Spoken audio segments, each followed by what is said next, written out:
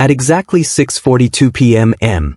5 Harleys roared into the cul-de-sac like leather-clad thunder gods, kicking up mulch and HOA pamphlets. The one in front, my cousin Travis, was wearing a skull bandana and dragging a flaming lawn flamingo behind him.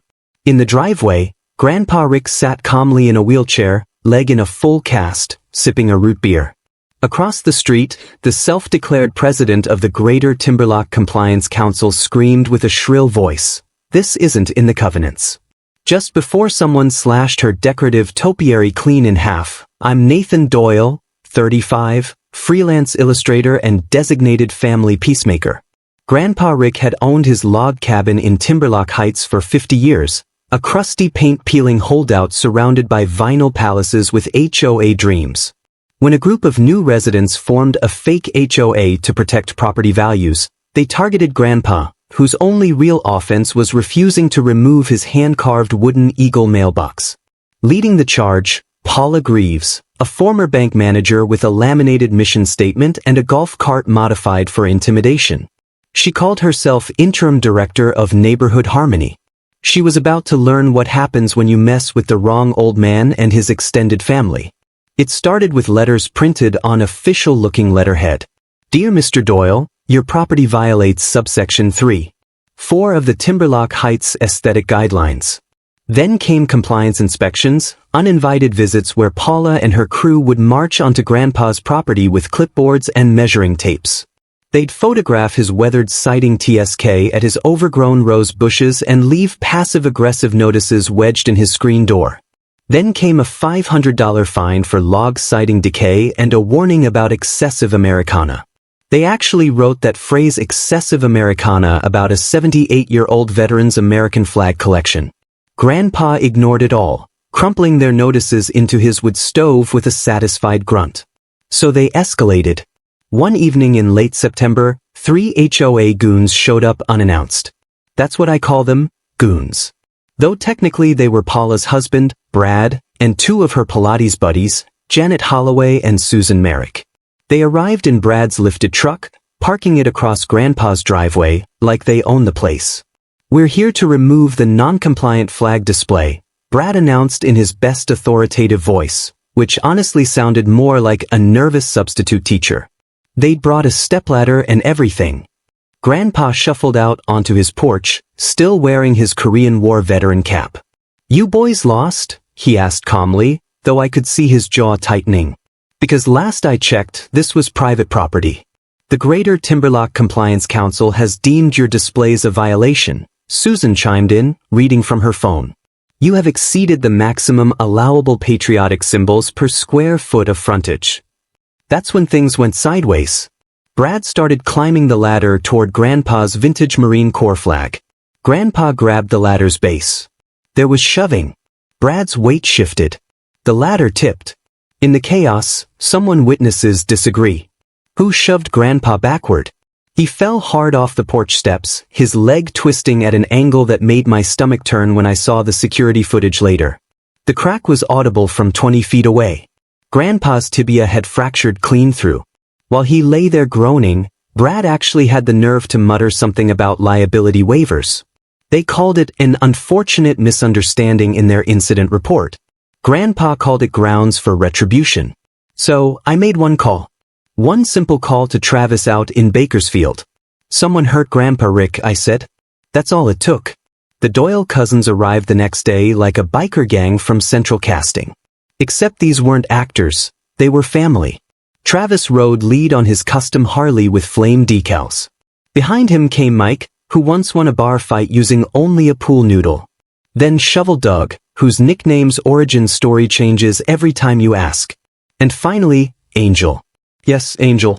The one who once bogus slammed a raccoon out of pure reflex when it surprised him during a camping trip. We held a backyard strategy session under Grandpa's string lights, the bikes cooling in a neat row along his gravel drive.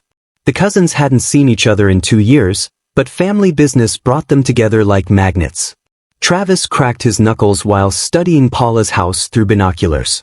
So, this Paula woman thinks she runs a real hoe?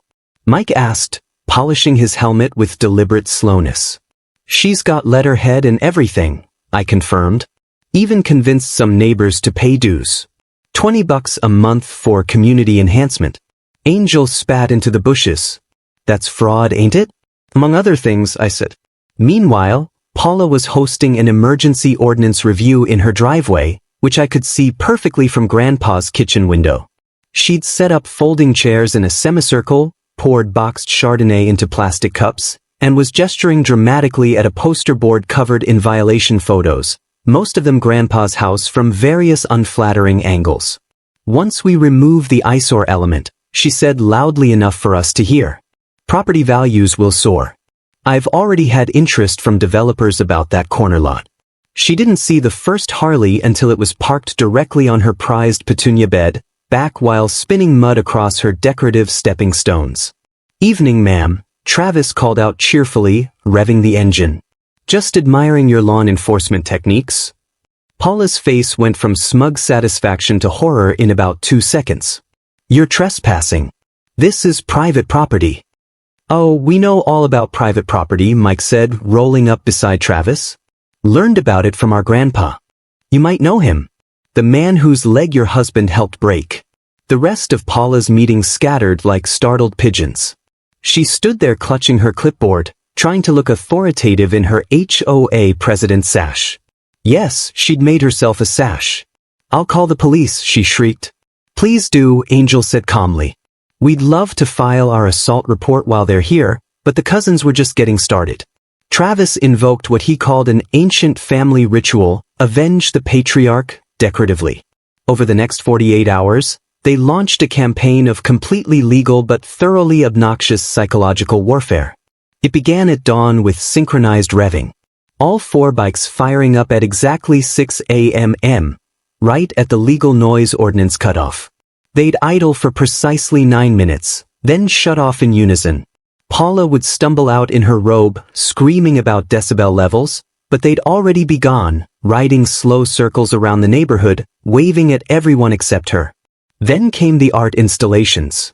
Shovel Doug had a gift for what he called found object sculpture.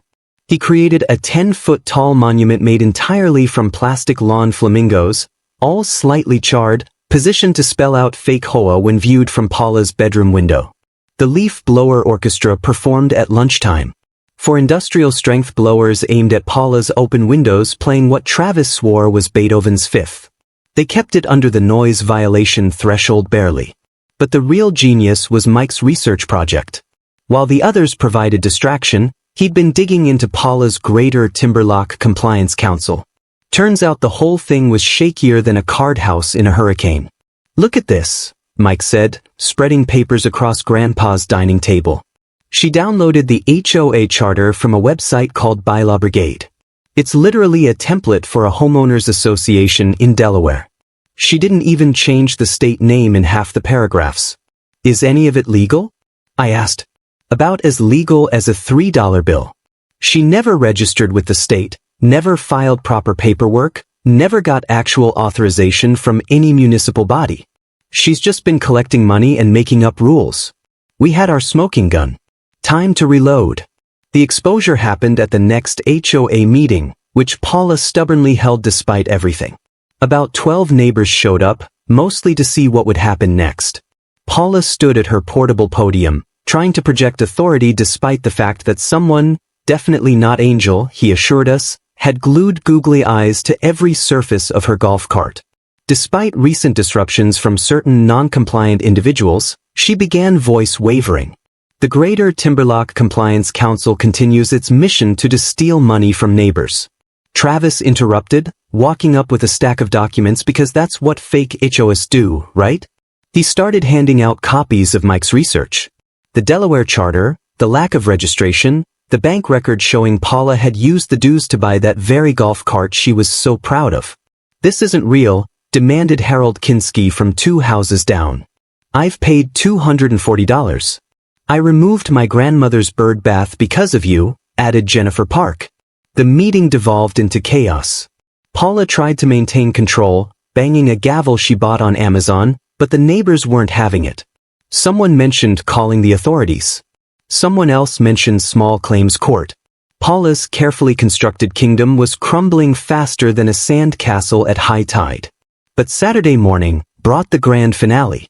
Paula woke to find her yard transformed into what Travis called the Eagle Has Landed Memorial Garden. 73 wooden eagles, each about 2 foot tall, covered every inch of her lawn. Local artists had donated them after hearing about Grandpa's situation. Each eagle wore a tiny leather vest with Free Rick embroidered on the back. In the center stood the masterpiece, a 6-foot carved statue of Grandpa Rick with his middle finger extended, technically toward the sky, Angel's lawyer had confirmed, which made it artistic expression rather than targeted harassment. The base read, Timberlock Heights, established before your fake HOA.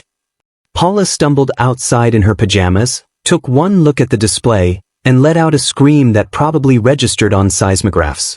That's when Sheriff Thompson pulled up, having received multiple calls about the disturbance. "Morning, Paula," he said, tipping his hat. "Heard you've been running an unauthorized homeowners association." "It's completely legitimate," she protested, clutching her robe. "I have documents from Bylaw Brigade." "Biz?" the sheriff asked. "Yeah, we looked into that. Turns out collecting money under false pretenses is fraud. Trespassing on Mr. Doyle's property is well trespassing. And that business with his broken leg that's looking like assault." Paula's face went through several colors. "None of them healthy. But they're harassing me. Look at my yard. I see a nice art installation on what appears to be the public easement," the sheriff said with a completely straight face. "The property line actually starts 3 foot behind those eagles." While Paula sputtered, "Someone, definitely not Shovel Doug. He had an alibi spray painted fake HOA real problems across her garage door in perfect cursive script." She discovered it just as the sheriff was explaining the fines. $5,000 for fraud, $3,000 for trespassing, and pending criminal charges for the assault on Grandpa. $8,000. Paula shrieked. Her face had gone pale as printer paper. She swayed on her feet, clutching the sheriff's citation like it might disappear if she held it tight enough. "But I was trying to improve the neighborhood." "Ma'am," Sheriff Thompson said flatly, "you improved yourself right into a felony charge.